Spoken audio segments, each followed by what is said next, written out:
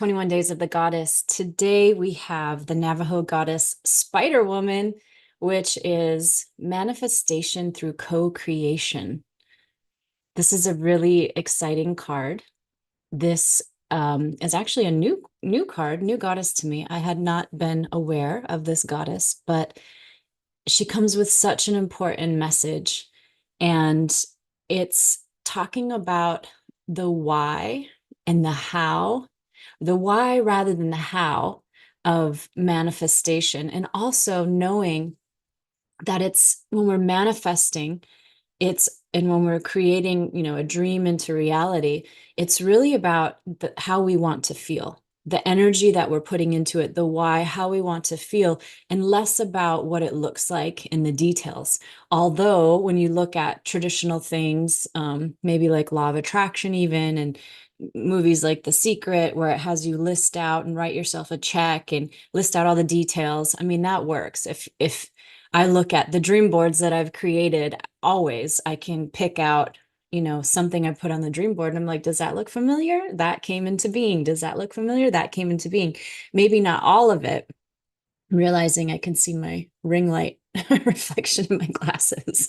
Um, so it's really about what is it that you really want. I can create this whole dream about, well, I'll just share one of my dreams. I want to be living in the Caribbean part-time, not full-time. I want to go there 6 months of the year. I'm not attached to one certain place, but I like how I feel there. I like the slowness. I like the connection with nature. I like the sea. I like the turtles. I like the people, the music, the culture. I like the sunshine. It's it's the way that that makes me feel. There might be another place on earth that I feel that same way, right? So it's like letting go of what that looks like in my manifestation and really focusing on how I want to feel. So what is it that you want to feel? Because a lot of times in this Spider Woman card, Spider Woman is weaving a web. It's the interconnections of all of our dreams in the collective that creates a shared um, reality to come about. So is your dream only for you, or does it offer something to the collective as well? So if I know I want to feel a certain way by being in a place that nurtures me and nurtures how I want to feel, I am going to have more energy and be able to show up more to serve and to be of service doing what I do, which is therapy, coaching, hypnosis, speaking, teaching, mentoring, all of those things, right? Working with people in relationships. That's basically what it is for me. What is it for you? What are you here to do to serve? And as you create that, how can you focus on why? Why do you want to do that? For me, it's my passion. I love it. I feel good. I feel like I'm contributing to something different. I feel like I have good solutions and strategies, and I want to share those things, right? And I would like us to have a healthier, happier world. I'd like to have my children grow up in a better world than I grew up in. So if we focus on what it looks like instead of the energy and the why, we can manifest things unintentionally that once we get them, we realize, oh, this isn't really what I wanted after all. This looks like it. If you look on paper, it's describing exactly what I described, but it's not feeling how I imagined I would feel. And this, if you're anybody that's ever been on a weight loss journey, you kind of get the sense of what an example of what this can look like. I, in my early 20s, had a major depressive episode, brought myself up out of that. And in the process, in the next year and a half, I lost about 40 pounds. What I realized once I lost that 40 pounds is that the world was treating me different, particularly the opposite sex was treating me different, right? And I felt healthier, I felt more vibrant, but I was not certain that that internal shift had happened, right? That internal me, that internal change that didn't care what the outside looked like. Because I, at that point, very much did care.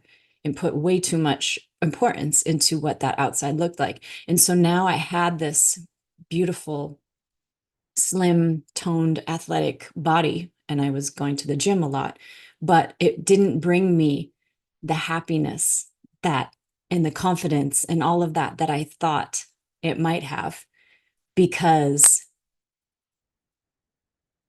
I was afraid that I was going to lose it. One is one thing. And I had to slowly shift and do that internal work, right? To make that creation into and have it stick and have it be into being. So now, 20, I don't know, 20 some years later, I've settled into this happy medium, this place where I can be healthy on the inside as well as the outside. And I'm focused on what it is that I want to create. So, what is it for you? Also, taking responsibility if you've manifested something that maybe has been selfish or hurt somebody else, and taking accountability for that and making amends, repairing. And this is also about abandoning those things that are no longer working for you. So a lot of us right now are going through transitions and change points where what we thought we wanted is actually shifting, or we just aren't getting there because the universe has something better, has something greater for us that actually matches what we energetically want to experience. And yeah, this card is saying that our manifestations rarely turn out exactly how we imagine them, and oftentimes give us something much better. So we're going to go into some meditation now and focus on, I guess, the why, the energy, instead of the superficial descriptions of what we want. We're going to focus on how we want to feel. And by the way, one of my specialties is love hypnosis. So people that are having a hard time finding their match, their partner, end up finding the same types of people. I do a session with them. They describe their ideal relationship, their ideal person. Some of it is the external descriptions of this person, because if we have a preference, why not ask for it? But a lot of it is how you want to feel, right? So we shift that energy and we put that energy out there. And I don't think I've done it with a single person who hasn't fallen in love very quickly afterwards with somebody that just delights them and matches, even if not fully their description, mostly their description of what we did.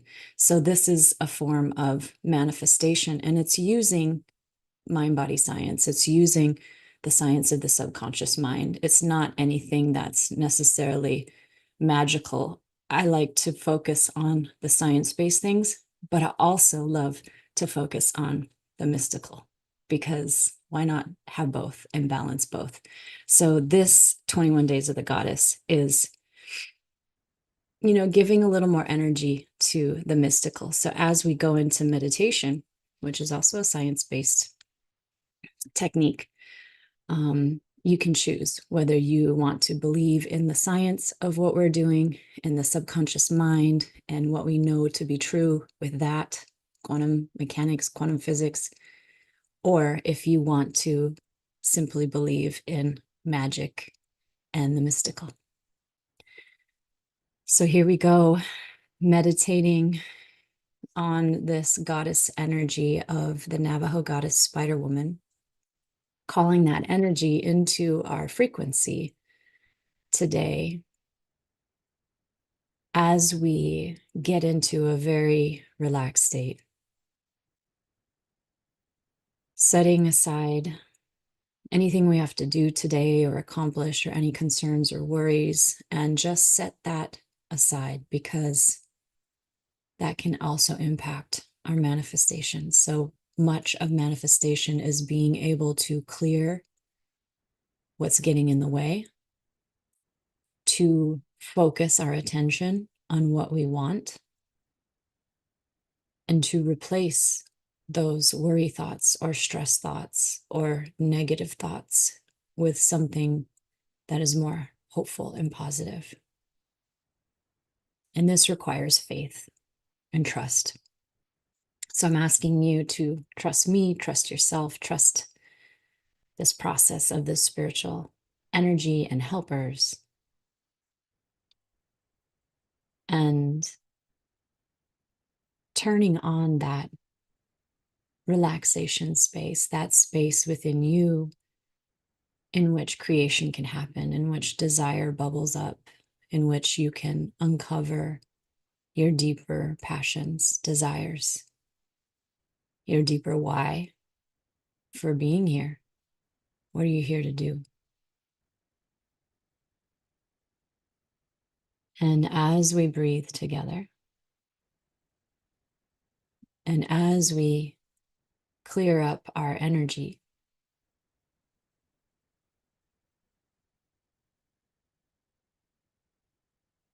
and begin to focus on our feelings of relaxation and peace and calm, as we've been doing the last 12 days.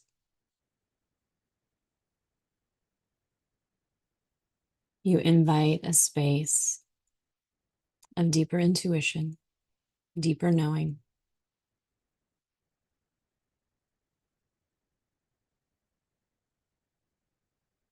and imagining you're weaving this interconnected web across the planet. Everybody's doing their part. They're creating a web of support in their family, in their communities, in their town, in their country. And then that web interconnects globally to all of our creations. And by creating support and stability and possibility and your dreams, you are further stabilizing the whole global network. And together we are so powerful. And if you think about a spider's web, think about how delicate and intricate, but how it traps food and provides for the spider.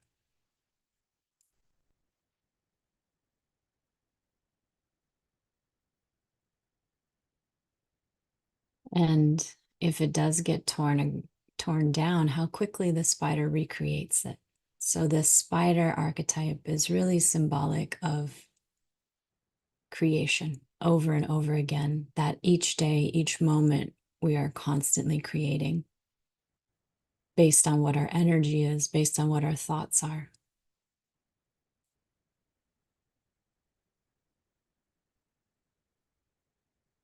And this is a co-creation not only with our communities, but with spirit, with our higher self, with our purpose that we agreed to come down and fulfill.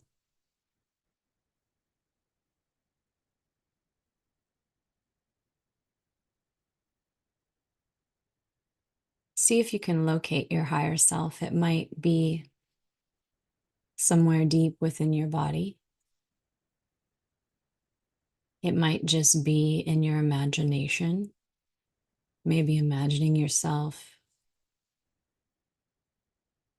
above the clouds, above the earth, looking down as an actual being or just an essence that can be anywhere and everywhere all at once. But your higher self is that self that's guiding you. Our human selves and our body selves are here with so much of the plan obscured, a secret, something to uncover, something to discover by design. And we listen to these intuitive hunches and these synchronicities and messages. But our higher self always knows where we're going and whether we're on track or not.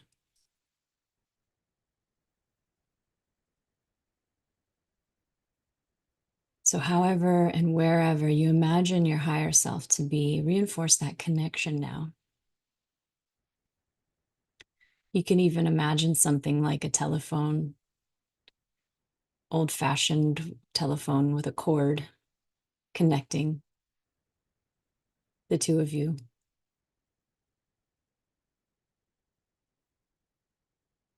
Separate aspects of the same being.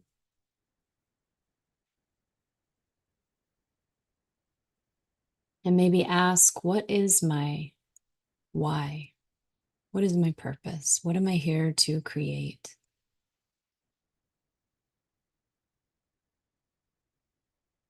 What would make me the happiest, bring me the most joy, and be an inspiration, creating health and harmony contagiously across the planet? So that when others see me living my best life, they're inspired to do the same for themselves. They're encouraged. They're shown that it's possible. And letting go of any of the old stories, any of the shoulds, any of the obligations that are not aligned with your true purpose and what you're here to do.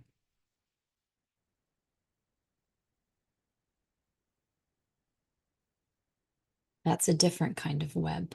That's a web of deception, a sticky web that keeps you stuck instead of flying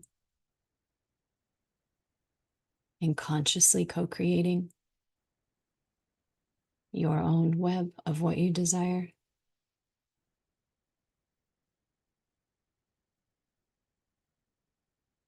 And looking into yourself, looking into your higher self now. What are those stories, those obligations, those limits? See them.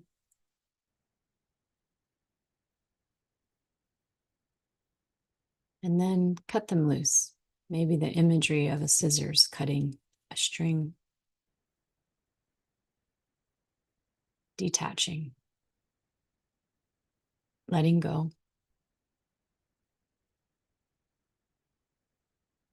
Trusting that new connections will form. If you're one of the many people that recently have been laid off or had your department absorbed or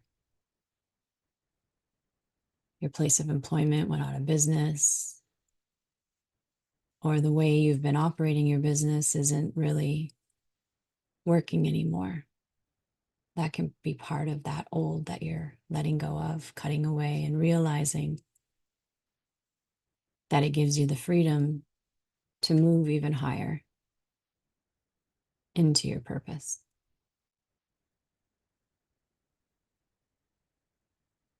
And if I ask you to imagine living your best life,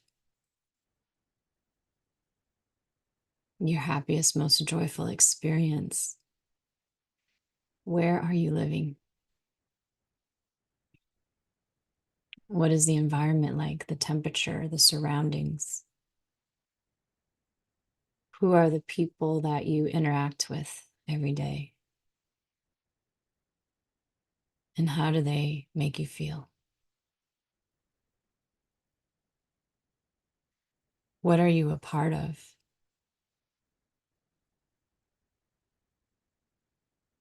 What are you contributing that makes you feel good?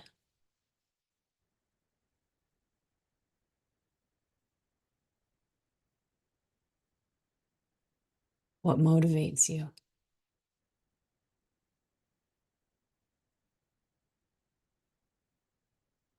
What are the essential elements and aspects of your life in order to feel that this has been a lifetime well lived? That you did everything that you were meant to do, that your heart was guiding you to do. It could be as simple as learning to sing. It could be as massive as creating a multi-billion-dollar industry that changes the world for the better. And if it's aligned more for the latter, what is it that you get out of it besides ego, money? What is your passion, your inspiration? What is it that at the end of the day has you feeling amazing? Because energy is our true currency. Money is simply one measure of it. Attention is simply one measure. But our currency is our energy and how we feel and how we make others feel.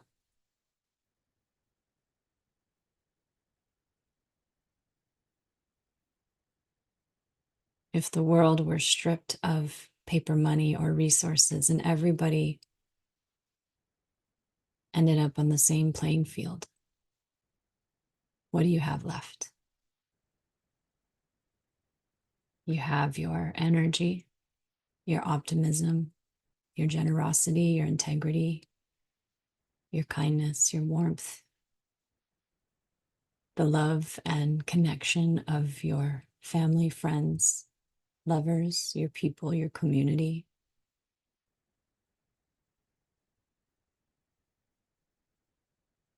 How are those connections of the people that you are co-creating with? Are they healthy and strong?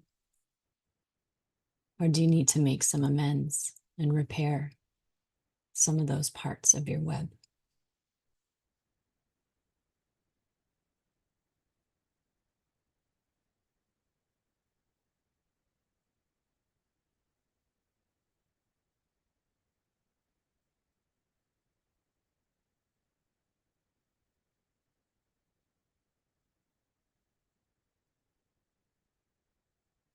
As we near the end of this meditation, this imagery, visualization experience,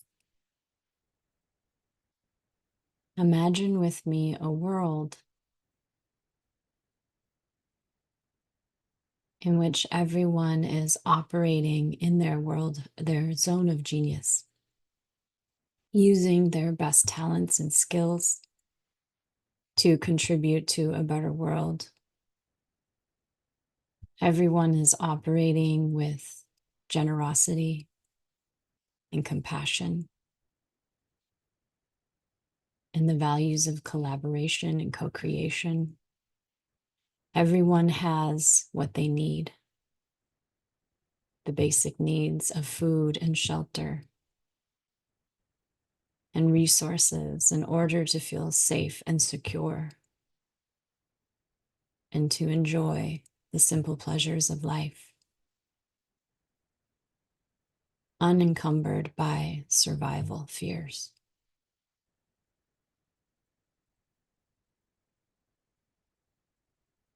Imagine with me what that would look like if the whole planet was vibrating on this higher frequency, this higher level. And see if you can feel that vibration in your body. Maybe you'll see colors, maybe you'll have sensations.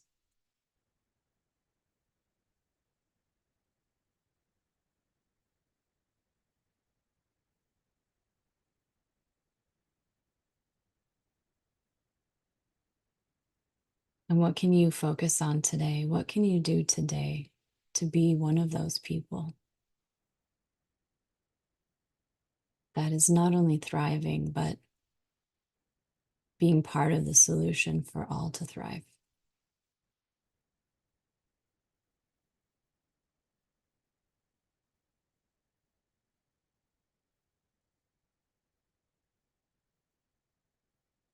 Keep this energy,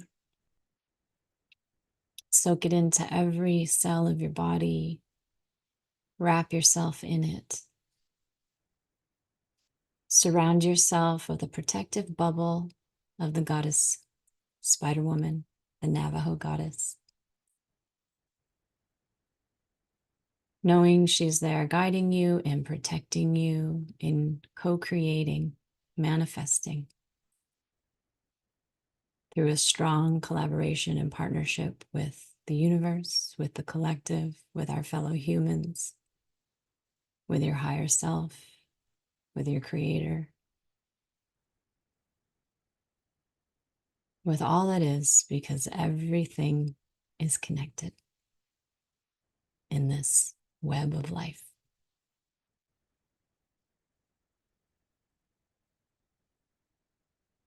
Taking all of this juicy energy, bringing yourself back slowly with gratitude and appreciation for yourself for taking this time today to get clear and aligned, fluttering your eyes open whenever you're ready.